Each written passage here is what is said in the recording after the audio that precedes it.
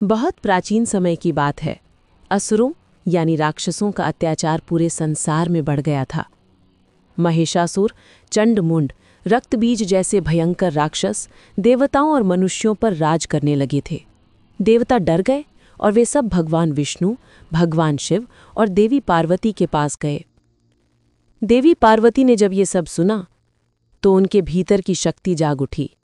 उनके शरीर से एक तेज प्रकाश निकला।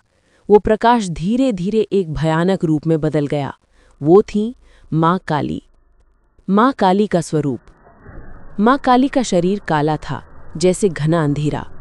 उनके बाल खुले हुए थे, जीभ लाल होकर बाहर निकली थी।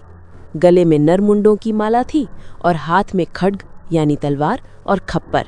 उनकी आंखें अग्नि की तरह जल रही थी। उनका रूप इतना शक्तिशाली था कि आसमान कांप गया, धरती हिल गई। देवता भी उस शक्ति को देखकर झुक गए। रक्तबीज का वध। सबसे भयंकर राक्षस था रक्तबीज।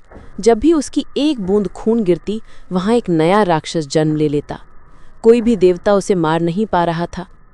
तब माँ काली ने कहा कि अब इस संसार के संतुलन को मैं लौटाऊंगी। वे युद्ध भूमि में उतरी। हर वार के साथ वो रक्तबीज को घायल करती और जब उसका खून गिरने लगा, माँ काली ने अपनी लाल जीभ फैलाई और हर बूंद को पी लिया ताकि कोई नया राक्षस पैदा ना हो सके। इस तरह माँ काली ने रक्तबीज का अंत किया और देवताओं को मुक्त किया। माँ काली का शांति रूप। युद्ध के बाद भी माँ काली का क्रोध शांत नहीं हुआ। वे अपने ही हाथों से नाचती रहीं, रक्त नृत्य करती हुई। धरती कांपने लगी, ब्रह्मांड हिलने लगा। तब भगवान शिव स्वयं उनके सामने आ गए और उन्होंने माँ काली के चरणों में लेटकर कहा, हे माता, अब शांत हो जाओ। संसार तुम्हारे बिना विनाश को पा जाएगा। जब माँ काली ने देखा कि वे अपने पति शिव पर पैर रख चुकी हैं, तो उन्होंने शर्म से अपनी जीभ बाहर निकाल ली।